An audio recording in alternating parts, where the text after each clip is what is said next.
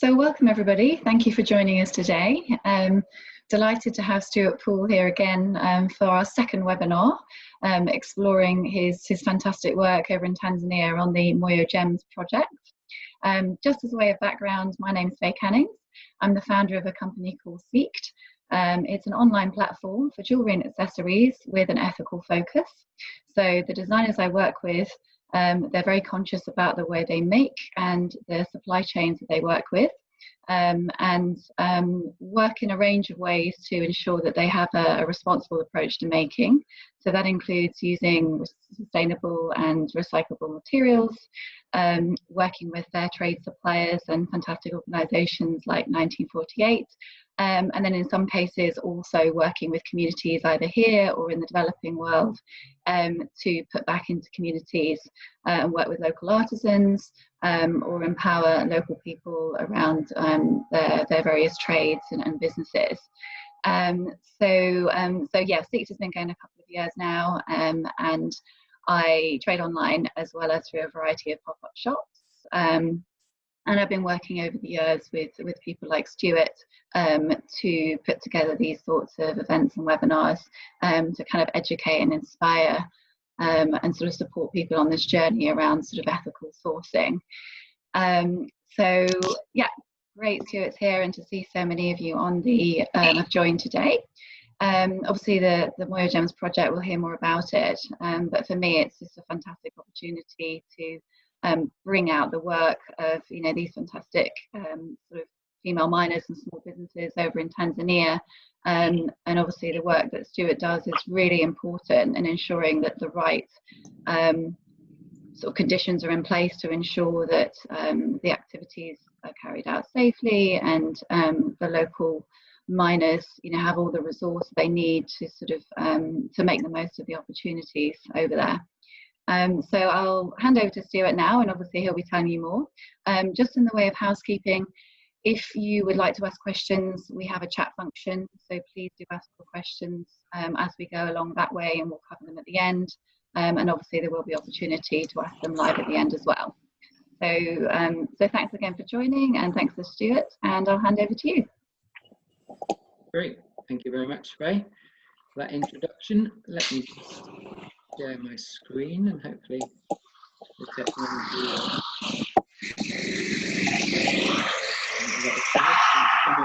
is not on mute. The background. And just a quick reminder, if everyone can just put their videos on mute, that will be helpful. Thank you. That's great. Okay, well, welcome everybody, and thank you very much for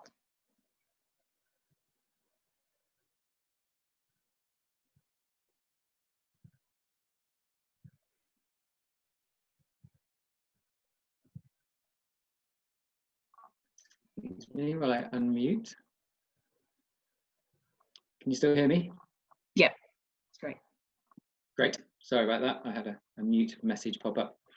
So yes, I realized that there are lots of webinar options at the moment, lots of choices for us. And so I'm particularly happy that you've decided to listen in and join in with this one. So today I am going to be talking about what I believe is a genuinely groundbreaking project, which is the Moyo Gems project in Tanzania. This is, I think without doubt, actually the most exciting project that I've undertaken within my career, mainly because it has such huge potential to positively impact the lives of hundreds, if not thousands, of artisanal miners and their families and their communities. There's really quite a wide-ranging impact, positive impact from this work that we're undertaking. And what I would like to show to you this afternoon or this evening, depending on your time zone, or this morning possibly, is our way of bringing traceable coloured gemstones to the international market, and exactly how these gemstones that are delivered through a responsible and fair supply chain can have this positive impact on the mining communities. So this this presentation is not just about me going off into the field, into Tanzania, and meeting with the miners and buying a few gemstones. This is much more than that. It's really about how we make the whole supply chain, the whole system, sustainable and, very importantly, equitable for everyone who is involved. So over the next 30 minutes or so, I'm going to be condensing the work of quite a few years with this project, and hopefully you'll find it interesting. Just to start with, I would like to introduce just myself and my business. So I work with my business partner, Gary Senavaratne, and we run a company called 1948. And we are gem traders. We buy and sell coloured gemstones. And when I say coloured gemstones, I'm referring to everything that isn't a diamond, essentially. And we are traders with a very strong focus on responsible sourcing and on traceability. We actually operate our own gem mine, and we also have a very small gem cutting facility. Both of those are in Sri Lanka. And within Sri Lanka also, we have a select network of other mine owners with whom we do business, so that we have full control over our supply chain, and we have the ability to ensure its integrity as well. So we have that transparency and that traceability, which I will mention a few times during the presentation. Gary and I are also co-founders of the Fair Luxury community. You may have heard of that, especially if you're UK based. The Fair Luxury community is a group that promotes the use of responsibly sourced materials and transparent supply chains, not only for gemstones, but also for other jewelry materials, so diamonds, precious metals, etc. And before Gary and I were involved in the Moyo Gems project, we had spent quite a number of years in Sri Lanka trying to develop our supply chain so that it had the level of transparency and traceability that we were happy with, so that we could tell people exactly where our gemstones had come from, and also the hands and they had passed through from mine to the market. But that is not as straightforward as you might imagine. And so as you can see here from this quite complicated diagram, there's no need for you to read all of the small print, but really the impression that I'm trying to get across here is that the journey that a gemstone follows from the mine all the way up to the retailer can be quite long and complicated.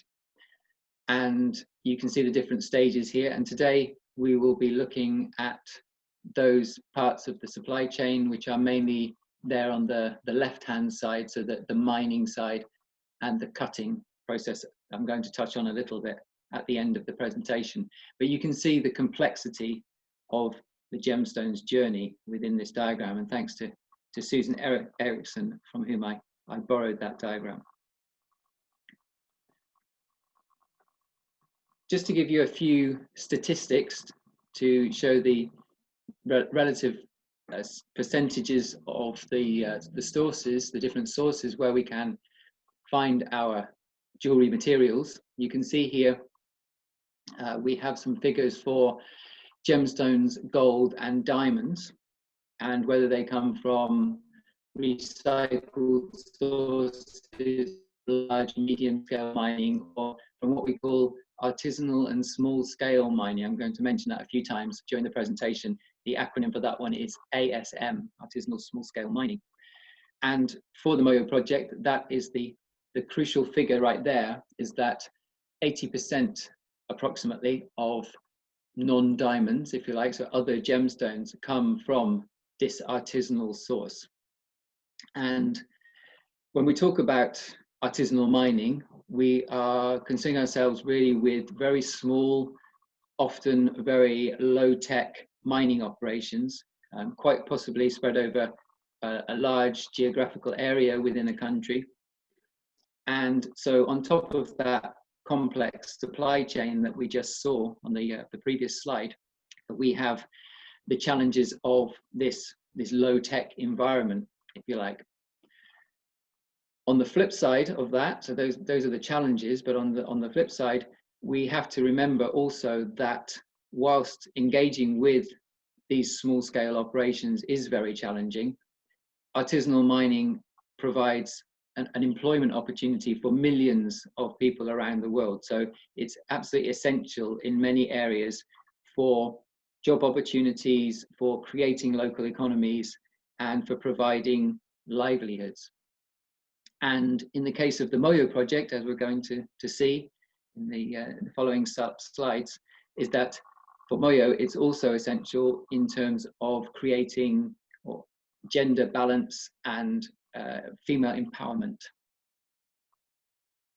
And here are a few photographs. This is what ASM mining often looks like. So you can see here on the left-hand side, we have one of our mining teams in Tanzania, in fact, being run by the lady who is stood in the middle there. And on the right-hand side, we have a typical mining team, so one of our mining teams, in fact, from Sri Lanka. And you can see that the teams are working with very basic tools, so hand tools predominantly, sometimes a little bit of mechanization, but not very often, and very traditional techniques as well. You will also see, actually, you'll notice in this photo that the big difference between Sri Lanka and Tanzania is that in Tanzania there are women miners and lots of them, whereas in Sri Lanka the miners are exclusively male. So we struggle with our gender balance, unfortunately, in Sri Lanka, but that is something certainly that is key to the Moyo project in Tanzania.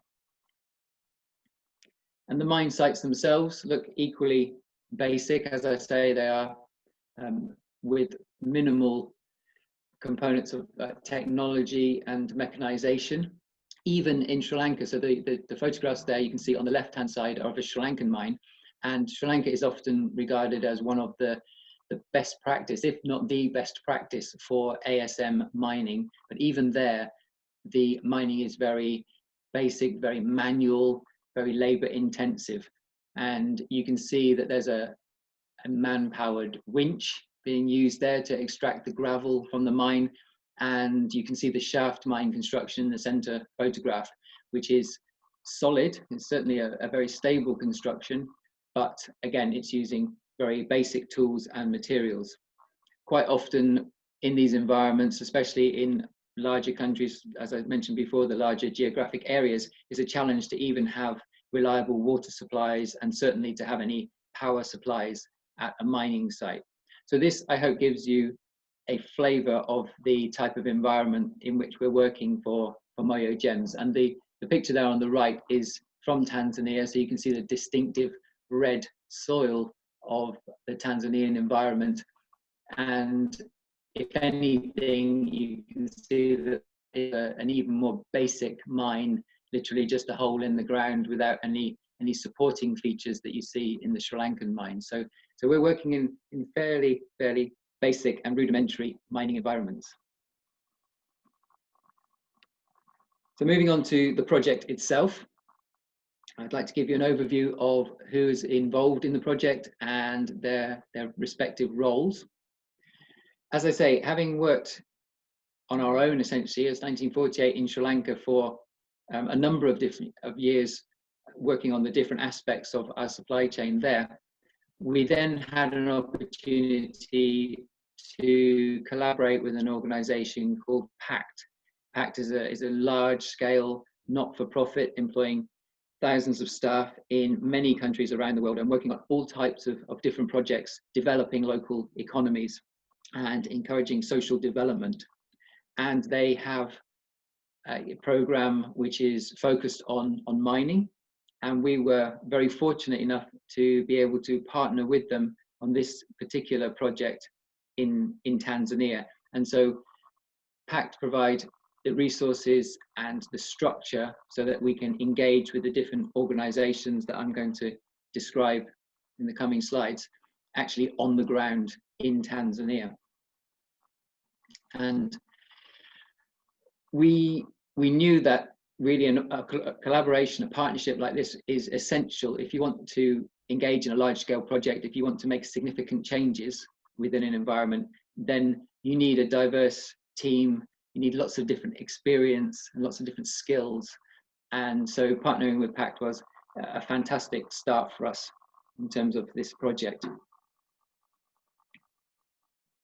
What you also need, of course, if you want to make changes in any environment, is ideally an environment that is willing to change. And in Tanzania, it's a mining nation. Certainly they mine lots of things apart from the colored gemstones. And I think it's fair to say that they are looking at how they can improve their mining sector overall. So that's great that you've got people who are willing to discuss changes and to modify the way that they work. I think one of the challenges we have in the very well-established sector in Sri Lanka is that, of course, once something so well established is very hard to affect change if everyone is happy with how things are going. But I think in Tanzania, we've certainly found that people are willing to embrace that change. And fortunately for us, there was already an association of miners with whom Pact had an existing relationship. This organization is called TAWOMA, another acronym for you. And that is the Tanzanian Women Miners Association. And they represent around 3,000 of the women miners in Tanzania, not just in colored gemstones, but also in other mining minerals as well, gold and diamonds, that kind of thing. And that is still a relatively small number compared to the number of women in total engaged in mining in Tanzania.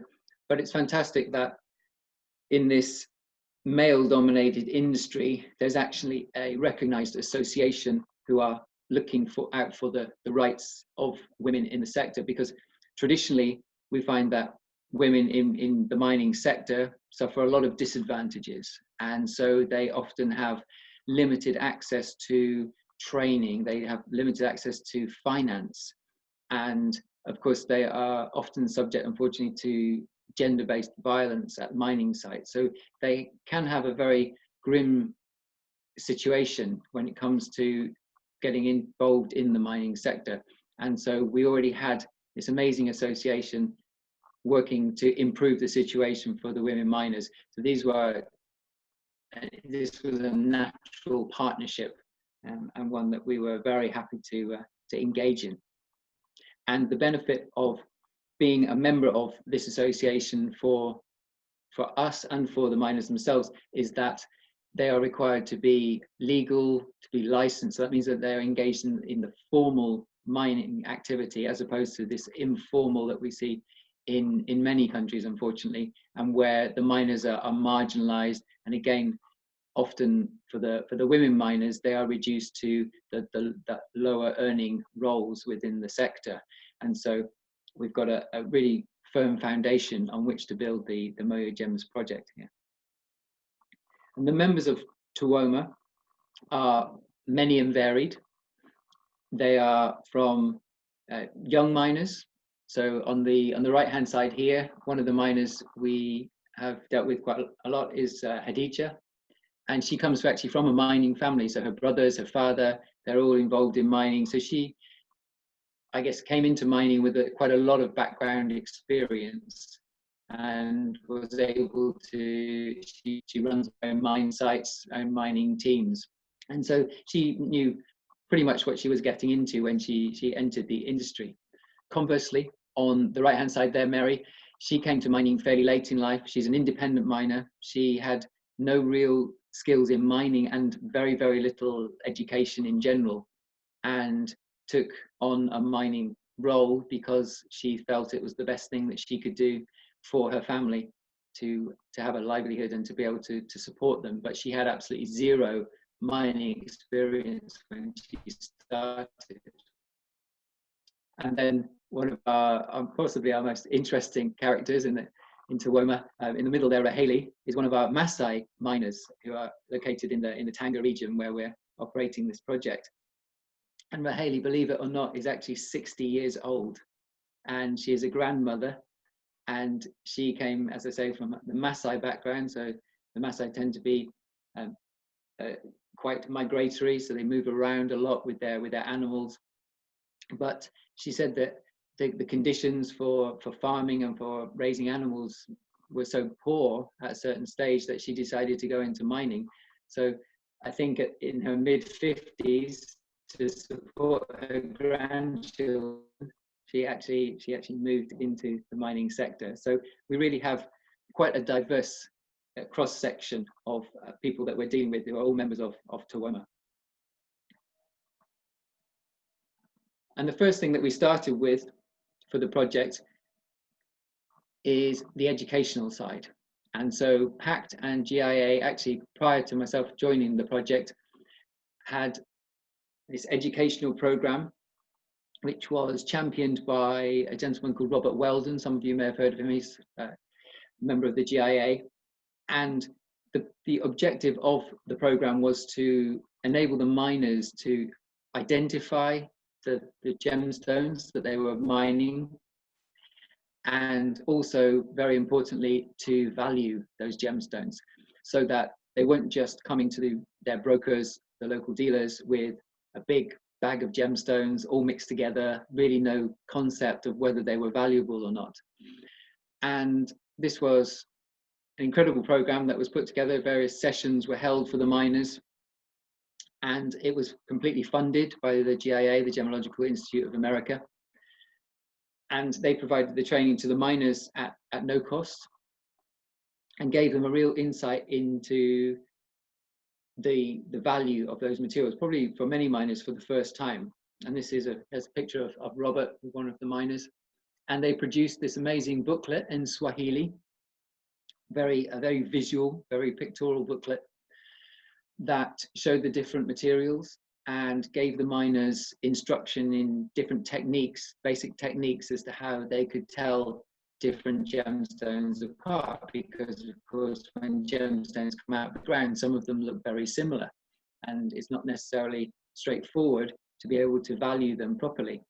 And so the miners, the feedback that we had from the miners from this aspect of the program was amazing, that already the self-confidence and the self-belief that they had, it just went through the roof. It was a fantastic improvement, and for them it was something that it was transformational already, that they could then obtain a better deal for their gemstones. So even at this early stage, before we'd even thought about the commercial side, just the educational side gave all of these excellent benefits.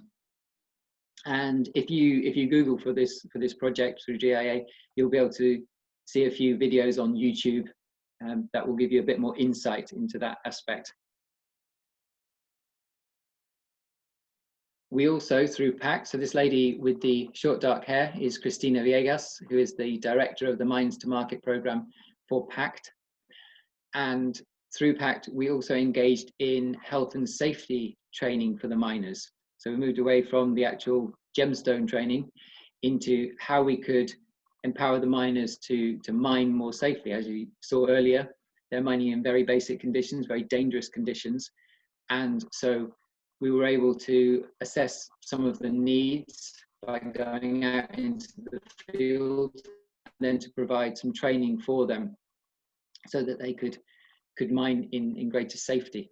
And also we have started, it's still a way to go yet, but we have started with some assistance from the very generous sponsors, notably our friends at the Chicago Responsible Jewelry Conference. I should give a special mention, who raised some funds so that we were able to provide the miners with some personal protection equipment. So you can see there in the bottom photograph, we have some of our TAWOMA members with their shiny new PPE. And really, in this respect, I think that TAWOMA are already raising the bar in the mining sector, because this is not standard practice. Certainly it isn't standard practice in Sri Lanka either to see PPE at the mine sites. And the ladies of TAWOMA were more than happy to make use of the PPE in a way that perhaps some of the male miners were not. So already at this stage, we're seeing a vast improvement in the mining techniques and the mine safety. And that's before we even got to the commercial element. So in June 2018, myself and the tall lady in the photograph there on the right hand side, Monica Stevenson from Anza Gems, we made a trip out to the Tanga region, and we started engaging ourselves with the mining communities and started building up those relationships, establishing that trust that we knew would be necessary for an effective commercial partnership to develop.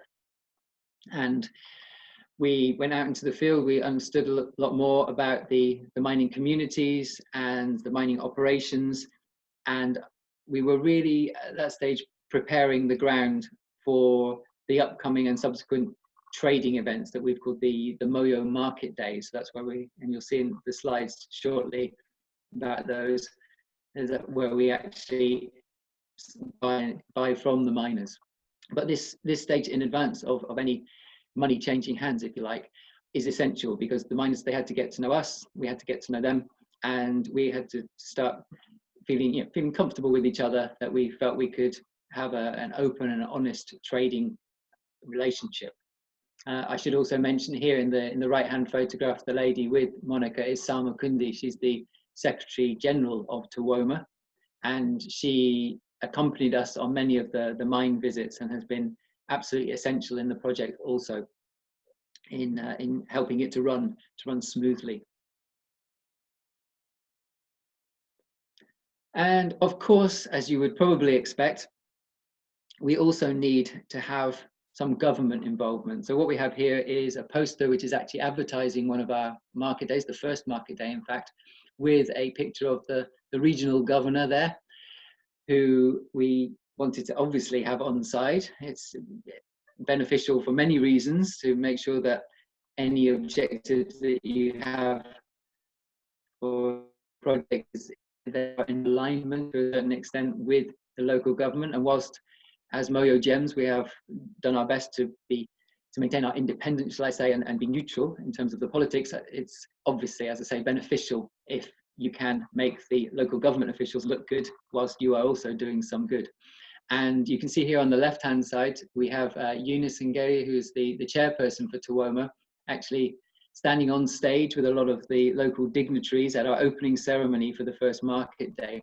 And I think what this demonstrates is really the way in which the success of this particular project can also bring increased and enhanced status and recognition for TAWOMA and for the work, the amazing work that they are doing with the women miners.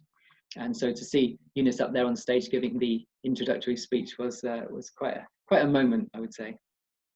One of the other slight benefits of engaging with the local government, of course, is that they were very kind enough to offer us some rooms in their rather grand building in the local area to conduct our market days. So we did the idea of going out into the villages, and we thought on balance it was better really to have a more secure environment for the actual trading activity.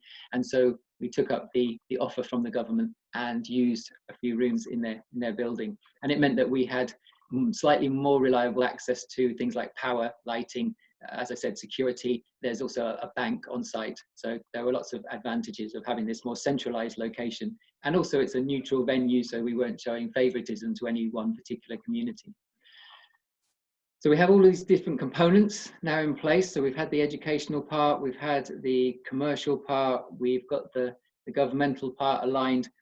And really what that brings us to is the trading itself, because of course, really for the miners, they're conducting all this really, really hard back-breaking work to extract their gemstones, and they're doing it to make a living. So here you have what looks like, I guess if you've seen images before, of a fairly standard trading day. So the miners, they came to the government building, they brought their gemstones.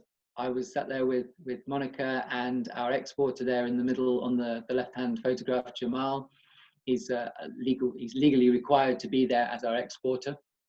And we were looking at all the materials and working with the miners and the brokers to make some trades, to buy some gemstones, which was absolutely fantastic. And the culmination of all these months and years of effort that had gone before. And I think although this looks like just a trading environment, there was much more going on at the same time. So here we are again, we are developing those relationships, we're cementing that bonds that we have with the miners.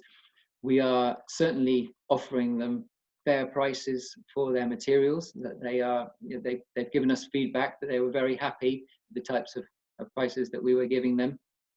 And we were also continuing that educational part. So being able to look at the materials and give them directly some feedback, and spending, actually, considering we had during the first market days, almost, I think, 100 individual miners turn up, which was an amazing achievement. We were spending quite a lot of time with each one, trying to explain to them, you know, what were the good materials to bring, what were probably not so interesting to us, and the types of thing that they should be focusing their efforts on. So this worked incredibly well. We were very happy. As I said, the miners themselves, they were actually at the market days, they were given a survey as well. So after they'd done a trade, they were spoken with by a member of Pact, and they went through a questionnaire, gave us their feedback. So we were able to really gauge whether we were doing things well or badly, types of things that we could improve, because this is very much these are the initial stages of what we hope will become a much larger and more far-reaching project. And lastly, I should also mention, as part of the market days, we had the support of our technology partner, Everledger. And so whilst we are not looking necessarily to put in technology for technology's sake, there are certainly things that we want to look at. So things like mobile transactions, so that we can avoid having the miners going to and from the venue with large piles of cash. That's something that we wanted to investigate. And also, was this beyond the scope of this presentation, but we are using blockchain to record some of the details of the stone transaction. So that enables people to trace their gemstones. And as I mentioned before, the traceability is a very important aspect. But the crucial thing, I think, overall from that commercial engagement really was the fact that we were sat with the miners, and whichever way we transacted, whether it was cash or whether it was mobile, and we were dealing directly with the miners and with the women, and the money was going through whichever method from our hand to theirs. And so I think that it was a very symbolic thing, and a very empowering thing for the miners themselves. So we had developed these relationships, we had assisted the miners with the educational side, and then we had actually delivered, if you like, with the commercial transaction and the money changing hands. And so that brings us really up to date with the Moyo project. And I think, as you can see, it's a real team effort. It requires so much on the parts of so many different people involved in the project, all that skill, all that expertise that I mentioned at the beginning, coming together and really bonding as a team. And I think that already in these few short years, and the commercial part really only during the course mainly of last year, we've shown how trading can be done in this environment, and how it can really have a positive impact on the communities, even on such a small scale, but how we are showing that the model and the structure is there, that it can be rolled out on a greater scale as well, which is really, that's exactly what we're trying to achieve. And interestingly enough, that there's been a side effect, if you like, of this close relationship we have with the miners that has come to light during the last few months. Obviously, we've had really terrible and challenging times during the pandemic, and the mining communities have been especially hard hit. But we found that through our relationships and the people that we know on the ground, especially through some of the efforts from Monica Stevenson, that we've been able to provide some assistance to miners and to the members of TAWOMA during these really difficult times. So that has been an unforeseen benefit of having more than just a casual trading relationship, and it's something a lot more substantial than that. So I'm just going to finish off now with a few slides just to complete the journey of the gemstone, and show you a few of the gems that we actually have acquired and that have come out of the ground from our miners. So here are a few examples of the rough pieces. So this is what it looks like when we are there at the market days and we are trading. These are the pieces that the miners bring to us. So these are some garnet and some tourmaline. And that's what Monica and I are analysing on the fly in the chaos and the hectic environment of those market days. And what we do next, so what I do next, when I've bought some of that rough material, is I will send that to our team currently in Sri Lanka. So these are some of my cutters that work in our little workshop in Sri Lanka.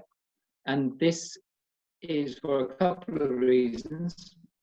The main one is that, unfortunately, in Tanzania at the moment, we do not have really sufficient capacity and the level of cutting that we want. And that's something that we do want to address, hopefully, through the Moyo project, so we can add more value within Tanzania to the stones.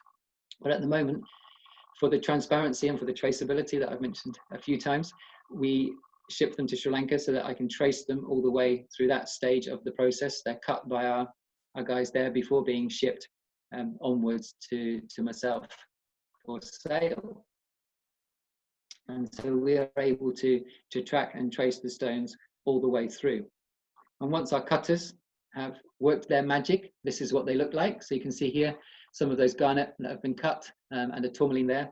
We find a lot of these beautiful pink, red, rhodolite type garnets, also some of the spessartite garnets as well, and beautiful orange. A few more examples here of some amethyst. So we find quite a lot of different quartz, as well as the amethyst, also citrine we see quite often.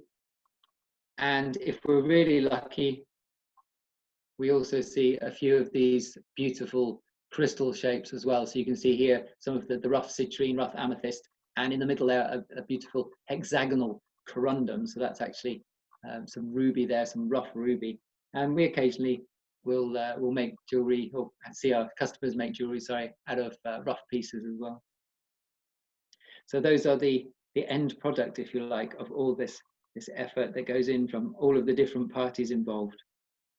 And with that, I would like to conclude my presentation. Thank you very much for listening. I hope that's been interesting for you. There are a few details there of how you can find out more about Moyo Gems or 1948.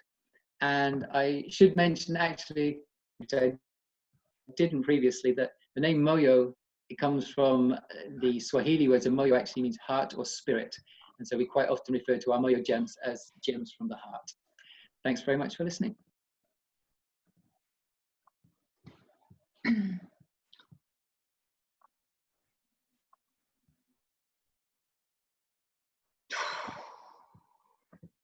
Over to you, Faye.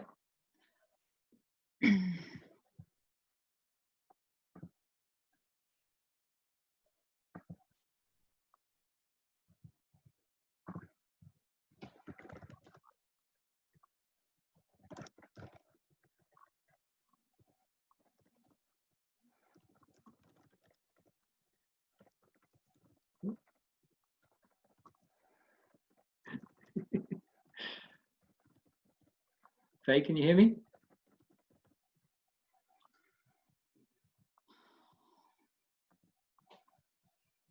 I'm not sure. I think I'm going to, well, thank you very much, everyone, for all the thank yous that are coming through. Babe. Oh. Hello? Hi, Faye. There you go. Oh, hi. You can hear me. Sorry. I was struggling with my mute function.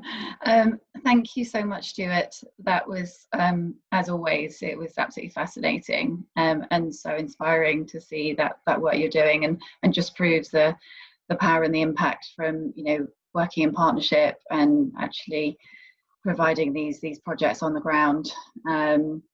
Yeah, and as we've talked about, it really is about sort of providing the training, but also the kind of the commercial acumen, which is so vital to sort of help these businesses flourish, and importantly working with, you know, the female miners to help address that gender balance, which is crucial, obviously, in these sorts of mining communities. So for me, it's absolutely transformational and fantastic work, and as you say, it's replicable into other communities. So fantastic to see that work flourishing. So obviously lots of food for thought there. I don't know if anybody's got any particular questions.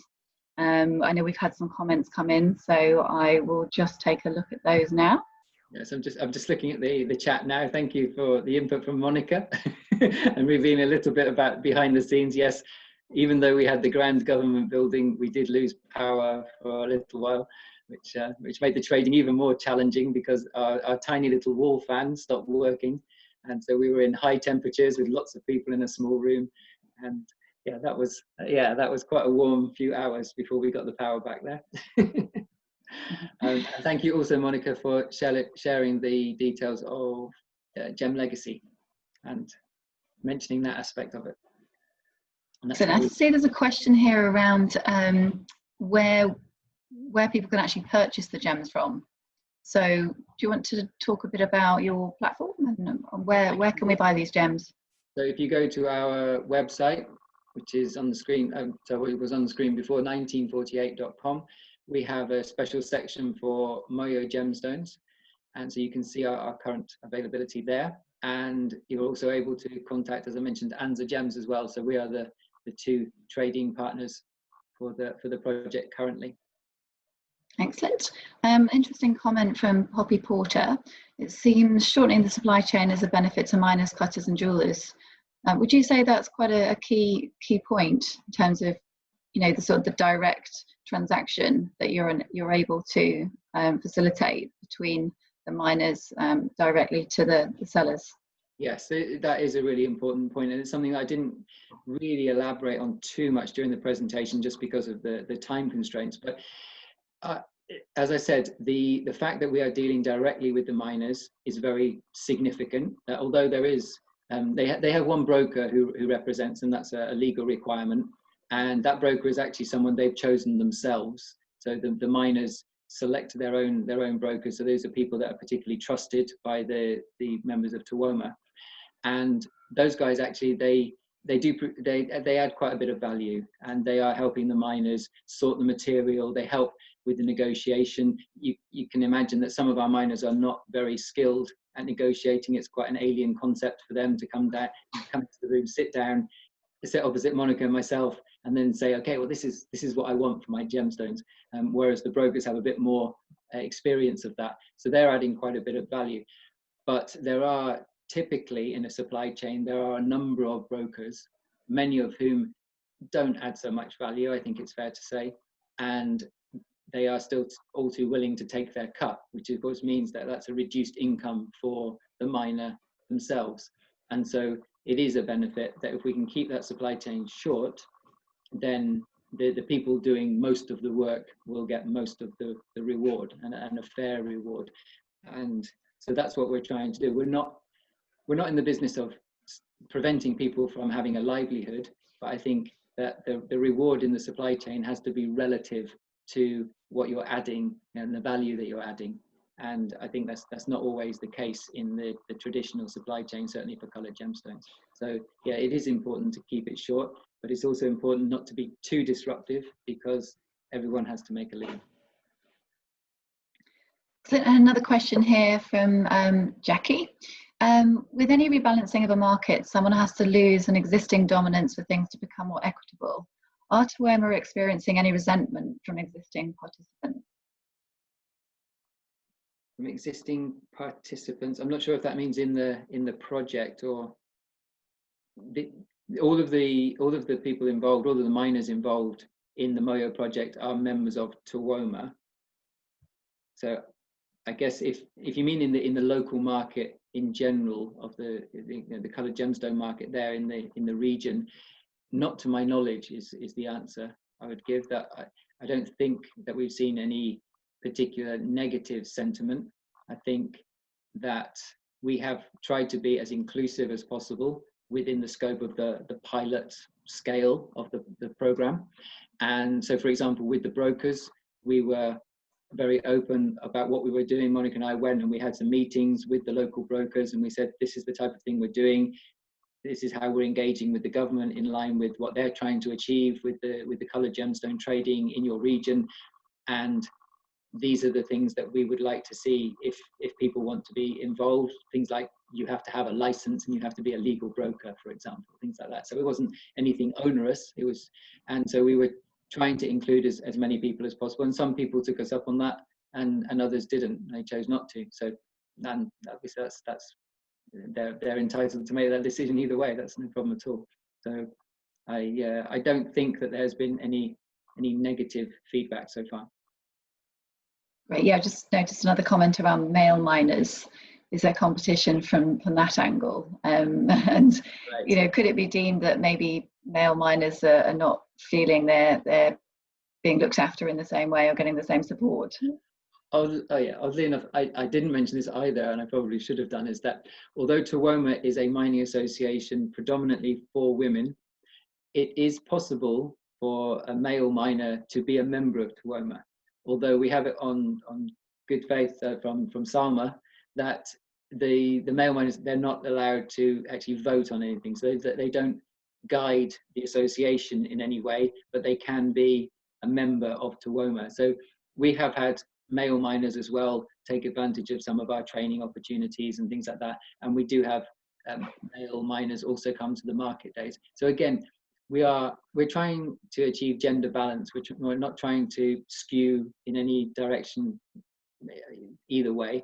We want to be inclusive, and whilst our focus is on working with the women, because at the moment things are heavily skewed towards the male miners and the male brokers and that side of things, that we want to redress that balance, but we don't want it to go in the opposite direction. And of course we don't want to upset or distress anyone, because these are mining communities, and the women of TAWOMA, the miners, they have to be part of that community. So we're trying to do something which is for the good of everyone. And yes, so again, as things stand, I think we've tried to be as open as possible. The requirements for being on the program are that you are a legal miner, that you have a license, that you are a member of TAWOMA, and that is open to everyone. So if people are happy to accept those requirements, to undertake their health and safety training, which is another requirement, then we're happy to engage with them. Excellent. And just picking up on the point about export sort of prices, if you like, a comment from Monica saying that, just to clarify, the miners receive 95% of the export price. So are these quite lucrative businesses generally? Does it allow the, you know, these sort of micro businesses, micro sort of business owners to afford a good lifestyle? I mean, just in terms of context, you know, how is mining viewed compared to other industries? I think if you talk to any miner in almost any type of material or mineral across the world, they will often say to you that mining is feast or famine. And so every so often you will have an amazing find and everything will be fantastic and you'll be living fine. And other times you can mine for months. You know, we've certainly had it in our operations in Sri Lanka, where we've had plots where we've mined for months and found nothing. And so it is very up and down. And I would say, on average, as you could see from the photographs in the presentation, that a lot of these miners are working at a subsistence level. So there's really very little scope for them. When they have a bad patch, it's very bad. And although what we're trying to do is redress that balance so that they get a fairer return for their efforts, we're not going to do that overnight. I think our industry has sadly had a history of exploitation, effectively, of miners. And so we've done very well in producing our jewelry and obtaining our gold and our diamonds and our gemstones at knockdown prices. And the people that have been doing all the hard work have not benefited. So it's going to take some time. Having said that, you know, Monica and I have visited mining sites and mining communities, even in these early stages, where you can see the real benefits that occur over a relatively short space of time. And so within the scope of, you know, a few years perhaps, of having decent, proper revenue, fair revenue from the mining activity that can be invested in the community, then yes, you can see really quite significant steps forward. So it is possible, but it does take time. Yeah, makes sense. And it's definitely that point about fairness and trying to level the playing field. Yeah. If, you know, these are some of the predominant ways that that local people can make a living, in the absence of there not being an abundance of lots of other types of industries and jobs. So Yes. from an economic development point of view, it's really essential. It is making a big difference. But certainly, it's especially hard right now too during COVID. It's even as difficult as it was before. It's even narrower. So sorry to jump in, but there's real effects right now. Yeah, really important. And yeah, keeping that momentum going, I would have thought as well, and keeping that dialogue going and the awareness globally around the need for this sort of transparency and relationships around the supply chains. Because just to finish off that point, is that although now through the Moyo project, the miners receive 95% of the value, prior to that, with this multi-broker chain that I was describing just before, is that percentage was much, much lower. And so it could be that they were only receiving maybe 5% or 10% really of the actual market value, shall we say, or the export value. So this is really something that we do want to address, and you can see that's it's a huge difference. Yes, absolutely. A few more questions have come in. One from Konstantinos. What is the female percentage presence in the overall mining industry in Tanzania? That's a good question. The last figures I saw, and I think, is that there's approximately 1.5 million artisanal miners in Tanzania, and I think approximately 10%, if I've got that. I've just seen Monica's noted worldwide in every artisanal mining capacity, women are estimated to be 30 to 50% of the overall mining community. Thank you, Monica. Good to have my backup team. You see, as I said, Moyo is a team effort. Absolutely. Great. Do we have any other questions? Okay, Melanie. There's certainly reasonable cutting of stones being done in Tanzania, and local people, both men and women, are receiving instruction and training in the skills of cutting. Do you have future plans to have your gems, which are sourced in Tanzania, cut there too? Yes is the simple answer to that, very much so. The thing that we have at the moment is that we haven't been able to set up that part of the chain, if you like, within Tanzania. So the capacity, compared to the output from the mines, the capacity is still quite small. There are definitely cutters and cutting schools in Tanzania, so I didn't want to give the impression that there are not. But at the moment, they are relatively few, and so for us, with the quantities, and also to maintain the traceability through the supply chain, through our trusted sources, then it's better for me at the moment to ship them to Sri Lanka and have them cut there. Of course, that's helping because that's providing employment to that part of the supply chain, to my cutters in Sri Lanka as well. And it's very much part of the project that going forward, we would love to see that there is more done within Tanzania. And if we can find cutters, or we can educate and train cutters, and obviously it's quite a skill. If anyone's tried gem cutting, it's not something that you can pick up that quickly. And so it's something that we have in the roadmap, if you like, for the project, but that will take some time. Excellent. And again, Monica's noted there's 3 lapidary schools in Tanzania, and they turn out a few students every year, and you support one of them, but it's going to take a large effort to move it forward. Starting with stumbling and cabochons and working up from there. So progress, but little by little, by the sounds of it. At a time. Indeed. Excellent. And how are you, just interesting as to how the market's changing, because certainly there seems a lot more awareness around responsible manufacturing and sourcing. The jewelers I work with, they are actively seeking the right types of partnerships to work with sourcing gemstones and using things like fair trade gold. Are you seeing that more and more, or are you seeing that some of the industry is still quite divided and people are, how much take up is there and how much awareness? I would like to say that it is increasing, certainly.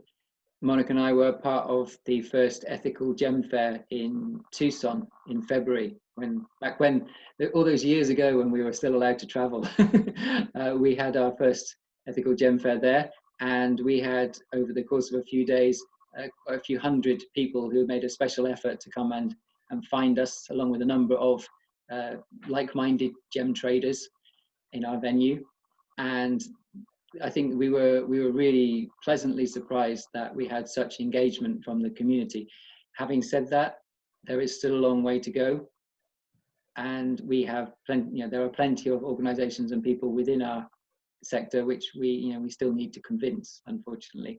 But we do see more movement, certainly compared to when I started my business around just under 10 years ago now, when you would attend the industry events and really the issues of traceability, responsible sourcing, transparency, sustainability were not really on the agenda. And now, of course, when you go to the different events, then there's something being talked about in most of them, I would say. So we are seeing positive change, and I think the industry is quickly picking up on the fact that we do need to change, as within the scope of the luxury sector. I think we need to do things better, and that includes much more responsible sourcing and fair treatment of everyone in the supply chain. Like I said before, we've had a relatively poor history of that, I think, as an industry, and that needs to change if we're going to be relevant to people, and as many people as we want to be relevant to going forward. Fantastic. And yes, you touched on some of the organisations that are in place already. So people like Fairlux, and I'm sure there's a few other sort of partnerships that people might want to join or look into if they're interested.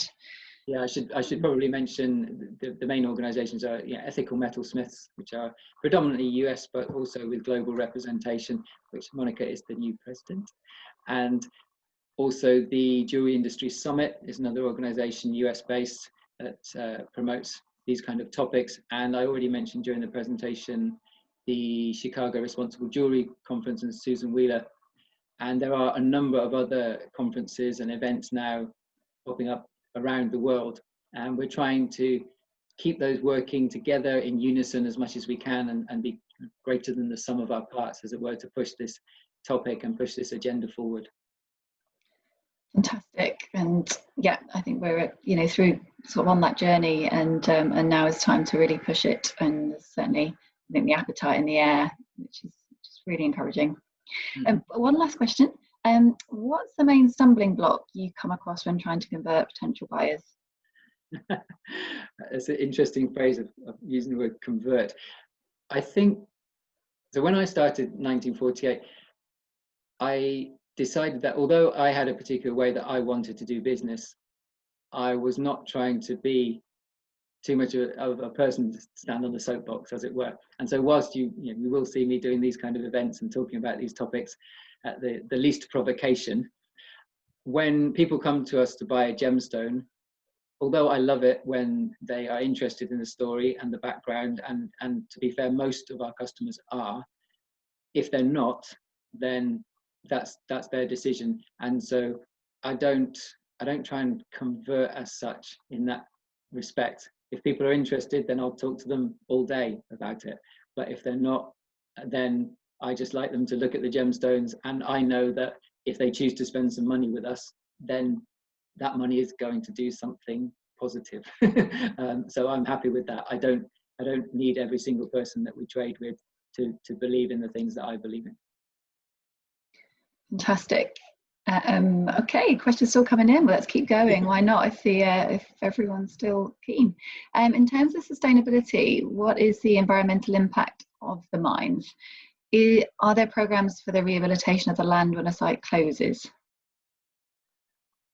At the moment, in Tanzania, certainly not so much. That is something also that is on our agenda, if you like, that as we develop better relationships, I think, with the government level, then we need to look at that in more detail. We have had some assessment of the environment undertaken with a geological consultant, so we understand the environment in which we're working, but we probably need to do, certainly I would say, need to do more in terms of understanding the specific impact on the environment. So there's very little restoration of the mine sites that goes on in Tanzania, compared to, for example, again, I mentioned Sri Lanka is seen as very much often the best practice in artisanal mining, and there's an actual dedicated government agency that will send out representatives to look at the mine sites before, during, sometimes, and after the mining is taking place, to make sure that the land is restored. But we're not quite at that stage in Tanzania yet. So there's still work to be done there. Yeah, and again, it's bit by bit. And Monica's saying, in such a subsistence economy, they're much more focused on feeding the families. Environment comes second, but is an area obviously to work on. Mm-hmm. Yeah, which makes sense. Yeah, I think that's true probably of all of us, is that when we're in the privileged position that we can make those choices, it's something, you know, similar to, say, buying organic food, isn't it? If it's something more expensive, you know it's a better thing to buy. But if you're working at a subsistence level, you don't have that luxury. So it's a progression, shall we say. Absolutely, and with the growing awareness and more people buying into this movement, I think hopefully we will get there. So it's all very encouraging. Yeah, thanks again, Stuart. That was real, aspirational, fascinating stuff. So yeah, hopefully you all got a lot out of that conversation. I'm sure people can contact you directly if they have any thoughts or would like to sort of work in partnership in any way. So if you're happy, then see people can contact you directly. Like lots of great feedback coming through, so that's so encouraging to see. Thank you for so many of you, for so many people joining. I know some of you are here from the States, so yeah, a totally different time zone. You're probably just starting your days as opposed to us sort of wrapping up here. But yeah, no, great that everyone's so engaged in this subject. Let's carry on the conversation, and yeah, please reach out if you'd like to speak to myself or Stuart in more detail, and hopefully we'll be able to sort of carry on seeing the progress, and reconvene perhaps for an update in a few months to see sort of how things are moving forward, and yeah, carry on seeing your work flourish. Thank you very much, Faye. Thank you, everyone. Thank you. Take care, everybody. Bye. Bye.